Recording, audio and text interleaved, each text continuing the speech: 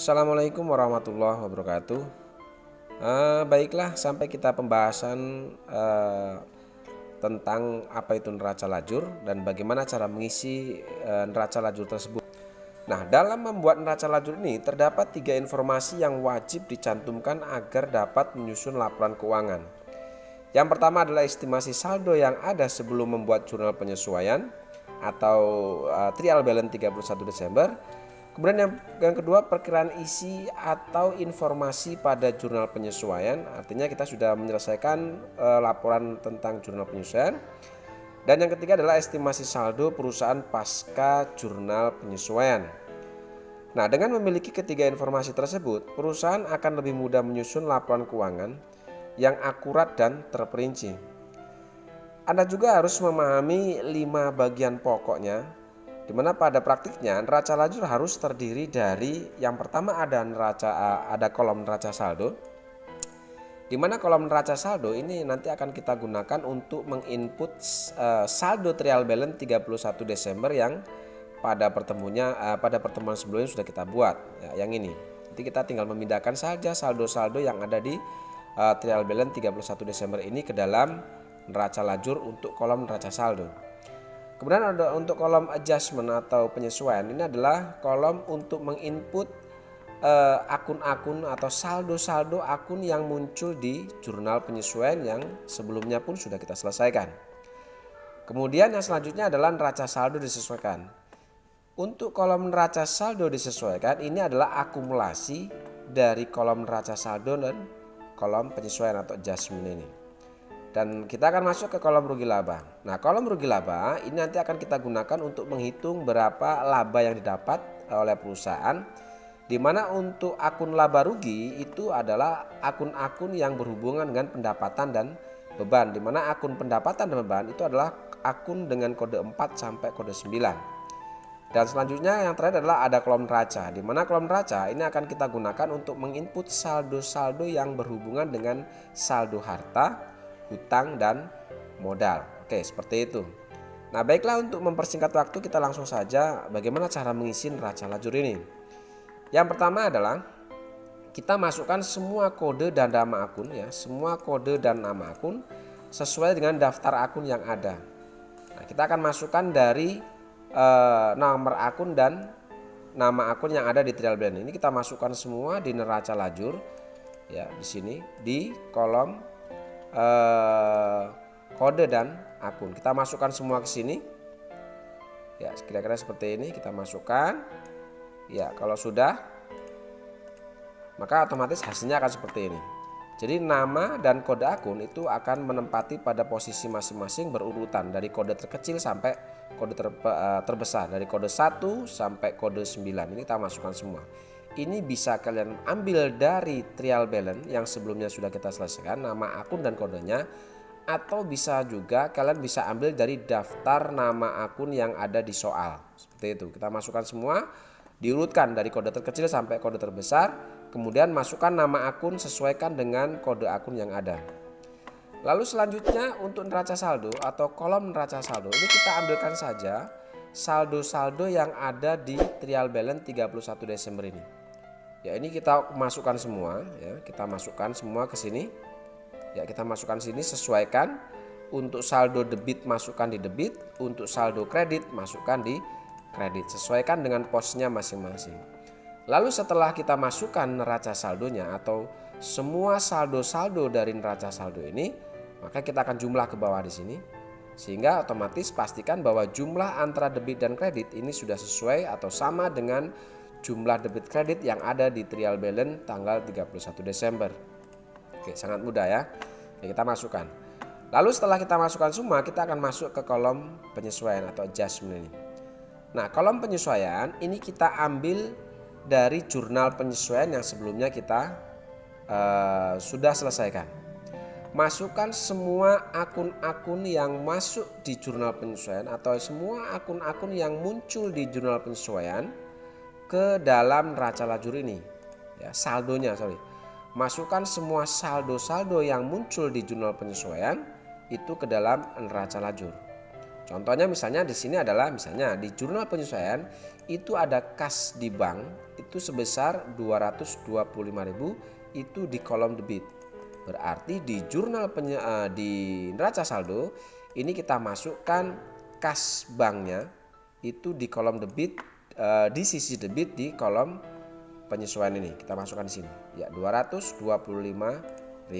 Oke, seperti itu. Lalu yang kedua, di jurnal penyesuaian itu muncul akun beban administrasi bank itu pun sama di sisi debit. Berarti kita masukkan di neraca lajur untuk beban administrasi bank itu di sisi debit masukkan nilai yang tadi muncul di jurnal penyesuaian seperti ini. Ya. Oke, lanjut. Lalu kemudian ada pendapatan bunga di sisi kredit ya. Pendapatan bunga ada di sisi kredit. Berarti kita masukkan juga di neraca lajur untuk pendapatan bunga berarti yang ini ya. Pendapatan bunga ini di sisi kredit berarti di sini. Kita masukkan sini. Oke, lanjut. Kemudian yang selanjutnya di jurnal penyesuaian muncul juga untuk akun beban perlengkapan pabrik. Ini di sisi debit. Oke, sekarang untuk beban perlengkapan pabrik di neraca lajur kita cari beban perlengkapan pabrik berarti yang ini ya, yang ini kita masukkan di kolom neraca di kolom penyesuaian itu di sisi debit. Berarti di sini. Ya. Kita masukkan ke sini. Lalu selanjutnya di sini untuk kreditnya adalah perlengkapan pabrik. Perlengkapan pabrik di sisi kredit. Sekarang kita masukkan di neraca lajur untuk akun perlengkapan pabrik itu ada di sisi kredit. Berarti yang ini. Ya, kita masukkan di sini. Ya, seperti itu. Oke, selanjutnya kalian masukkan semua akun-akun ini ya, saldo dari akun-akun ini semua masukkan, yang debit kalian masukkan di debit, yang kredit kalian masukkan di kredit. Sehingga setelah nanti sudah kalian masukkan semua, kira-kira hasilnya seperti ini. Ya, seperti ini. Kemudian setelah kalian masukkan semua saldo yang ada di jurnal penyesuaian, kalian jumlahkan sisi debitnya dan sisi kreditnya. Kita jumlahkan sehingga hasilnya itu pun harus sama dengan jurnal penyesuaian atau jumlah saldo yang ada di jurnal penyesuaian. 8.180.000 di neraca lajur pun sama untuk sisi penyesuaian atau untuk kolom penyesuaian, debit dan kreditnya pun jumlahnya 8.180.000. Ya, seperti itu, sangat mudah sekali. Oke, sekarang kita masuk ke kolom neraca saldo disesuaikan. Nah, kolom neraca saldo disesuaikan ini cara mengisinya adalah akumulasi atau penjumlahan saldo yang ada di neraca saldo dan saldo yang ada di kolom penyesuaian.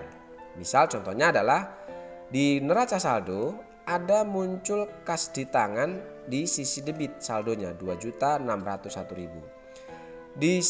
Di penyesuaian di sini untuk kas di tangan tidak muncul saldo. Berarti tinggal memindahkan saja karena ini neraca saldo kas di tangan itu muncul saldo debit di neraca saldo dan di penyesuaian di situ tidak ada, maka tinggal dijumlahkan saja. 2.601.000 ditambahkan nilai kosong, berarti kita tetap masukkan di sisi debit sebesar 2.601.000. Oke, jadi tinggal memindahkan saja. Kemudian yang selanjutnya di neraca saldo muncul saldo kas bank di sisi debit. Kemudian di kolom penyesuaian muncul juga saldo kas bank di sisi debit. Karena ada saldo debit di neraca saldo dan saldo debit di penyesuaian, maka saldo debit ketemu debit, berarti ini kita jumlahkan 22.681.550 ditambahkan 225.000, sehingga karena debit ketemu debit maka saldonya kita letakkan di kolom di sisi debit di kolom neraca saldo setelah disesuaikan. Hasilnya adalah 22.906.550. Ini adalah hasil dari jumlah yang ada di neraca saldo dan jumlah yang ada di kolom penyesuaian, seperti itu. Oke, kemudian lanjutkan untuk piutang usaha. Di sini untuk piutang usaha di kolom neraca saldo ada saldo debit. Sedangkan di kolom penyesuaian untuk piutang usaha di sini tidak ada. Berarti tinggal memindahkan saja jumlah ini ke kolom neraca saldo disesuaikan di sisi debit karena di sini saldonya debit. Ya, seperti itu. Lalu untuk persediaan bahan baku dan penolong ini pun sama. Di kolom neraca saldo ada muncul saldo persediaan bahan baku dan penolong itu 247.780. Di kolom penyesuaian di sini kosong, tidak ada. Berarti ini kita tinggal pindahkan saja. Karena ini di sisi debit, maka letakkan di neraca saldo setelah disesuaikan itu pun di sisi debit. Seperti itu. Oke, lalu persediaan barang dalam proses. Di sini muncul saldo di kolom kredit. Ya. Di kolom neraca saldo di sisi kredit muncul saldo 7.740.430. Sedangkan di kolom penyesuaian di sini tidak ada. Berarti ini pun tinggal memindahkan. Karena ini ada di sisi kredit, maka di neraca saldo disesuaikan. Ini kita letakkan di kolom kredit.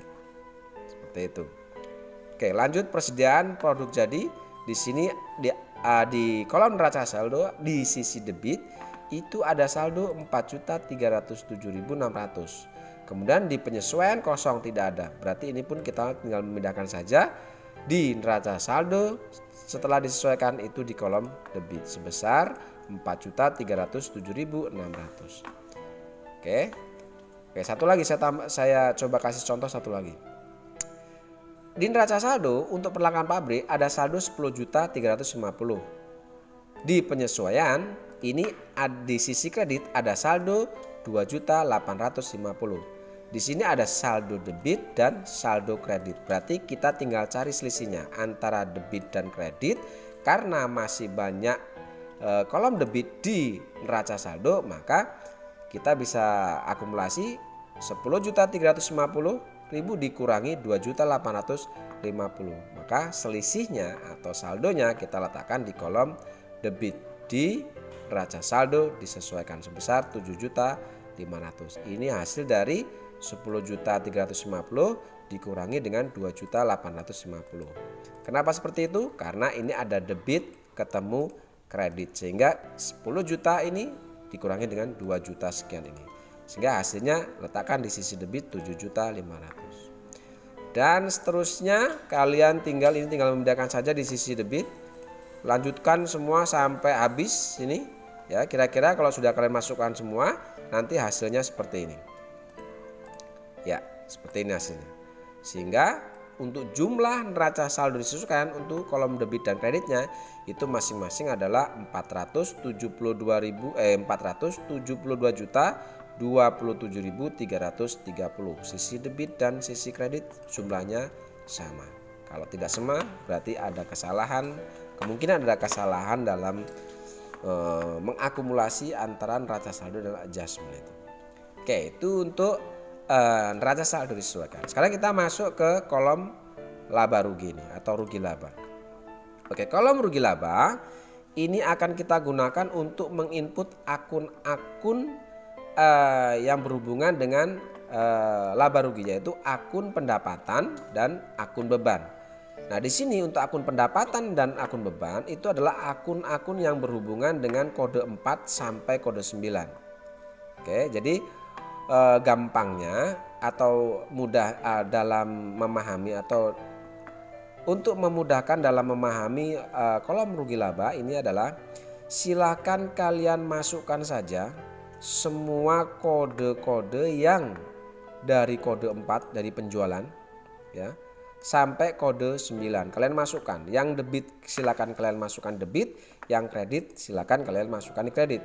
Kalian untuk mengambil saldo pendapatan dan beban itu kalian masuk atau kalian ambil dari kolom neraca saldo yang sudah disesuaikan ini. Berarti yang akan kita ambil untuk masuk di kolom laba rugi ini adalah mulai dari kode 4 berarti yang ini. Ya, berarti yang ini. Oke, berarti kolom ini atau saldo ini yang akan kita masukkan ke kolom rugi laba. Kalian pindahkan saja ya.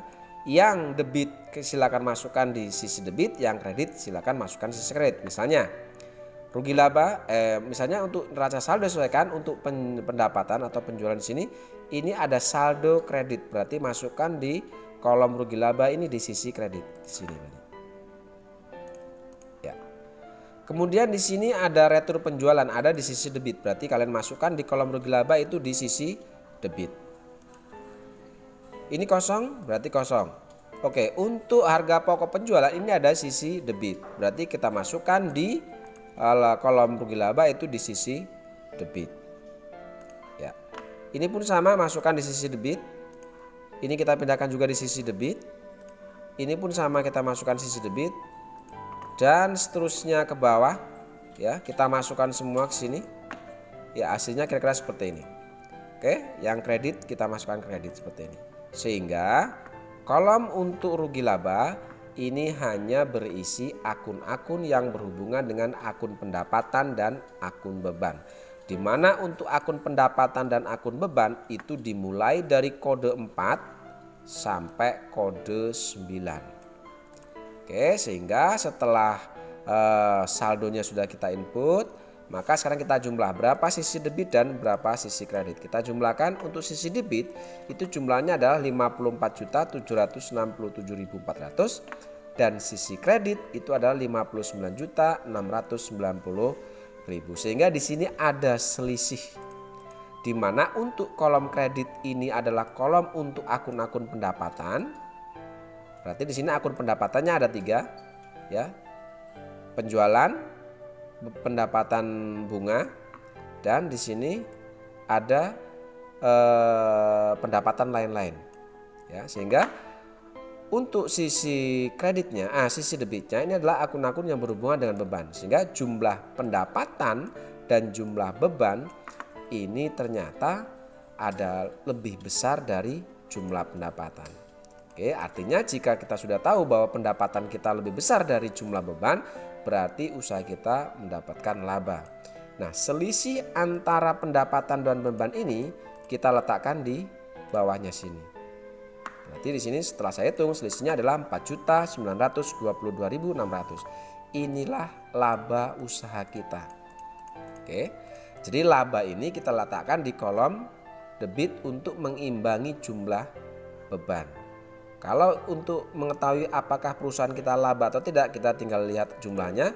Ternyata di sini jumlah pendapatan kita ini lebih besar dari jumlah beban kita. Sehingga selisih antara pendapatan beban ini kita letakkan di sisi debit. Sehingga jika kita jumlahkan, maka otomatis hasilnya jumlah untuk debit dan kredit itu adalah 59.690.000 sisi debit dan sisi kreditnya pun sama.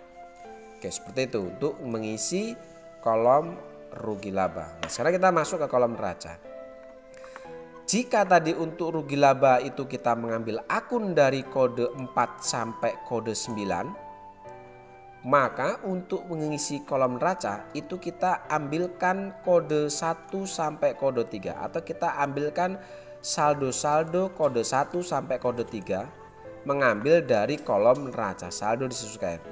Neraca saldo disesuaikan. Berarti yang akan kita masukkan di kolom neraca itu adalah nilai-nilai saldo kode 1 sampai dengan kode 3. Itu kira-kira adalah yang ini. Saya kasih tanda biru biar untuk membedakan. Nah, berarti yang ini. Oke, jadi yang kode 4 tadi itu kita masuk di kolom rugi laba. Nah, sekarang untuk yang kode 1 sampai kode 3 ini akan kita masukkan di kolom neraca di sini. Nah, cara menginputnya sama seperti rugi laba tadi, kolom rugi laba. Kita tinggal memindahkan saja. Jika di sini di neraca saldo disesuaikan dia ada saldo debit, berarti kita masukkan di sini debit. Ini pun sama, kita masukkan di sini pun debit. Ini sama debit sini. Ya, ini pun sama. Yang ini debit, yang ini kita masukkan di sisi kredit karena saldo kredit. Dan seterusnya kalian masukkan ke bawah sampai batas kode 3 ya. Ingat-ingat sampai batas kode 3 sehingga hasilnya kira-kira seperti ini. Nah, setelah kalian masukkan semua saldo-saldo dari kode 1 sampai kode 3 yang kalian ambilkan dari kolom neraca saldo disesuaikan, maka selanjutnya adalah kalian jumlahkan di sini. Jumlahkan berapa sisi debit dan berapa sisi kredit. Sehingga setelah dijumlah, ini ketemu jumlah untuk debitnya adalah 417.259.930 sisi debit, dan sisi kreditnya di sini adalah 412.337.330. Ini ada selisih. Nah, selisih yang ada di neraca ini harus sama dengan jumlah selisih yang ada di kolom rugi laba. Sekarang kalian bisa hitung berapa nilai harta setelah dikurangi nilai hutang plus modal. Setelah saya hitung di sini ternyata selisihnya adalah 4.922.600. Ini sama dengan selisih laba rugi. Kenapa selisih saya letakkan di kredit? Karena jumlah debit itu lebih besar dari jumlah kredit, sehingga untuk mengimbangi jumlah maka selisih antara harta dan hutang plus modal itu adalah 4.922.600. Ini kita letakkan di kredit. Setelah kita jumlah, maka sisi debit dan kreditnya itu mempunyai nilai yang sama, yaitu 417.259.930. Sisi kredit itu sama. Seperti itu ya. Jadi saya ulangi, kolom neraca ini digunakan untuk menginput saldo-saldo yang ada di neraca saldo disesuaikan dari kode 1 sampai kode 3. Sedangkan kolom laba rugi atau rugi laba itu adalah kolom untuk memindahkan atau mengisi dari kode 4 sampai kode 9. Di mana kode 4 sampai 9 itu kita tahu itu adalah kode-kode akun pendapatan dan akun beban. Sedangkan untuk kode 1 sampai 3 itu adalah kode-kode akun harta, hutang, dan modal. Itu yang masuk di neraca. Seperti itu. Ya, silakan kalian kerjakan ya. Saya rasa tidak terlalu sulit ya, ini sangat mudah jika kalian memahami alur dari perhitungan mulai dari neraca saldo adjustment, kemudian neraca saldo disesuaikan dan seterusnya. Oke, saya rasa cukup untuk pertemuan kali ini. Kita lanjutkan untuk pertemuan yang akan datang, yaitu mengenai laporan laba rugi atau neraca dan seterusnya ya. Terima kasih. Assalamualaikum warahmatullahi wabarakatuh.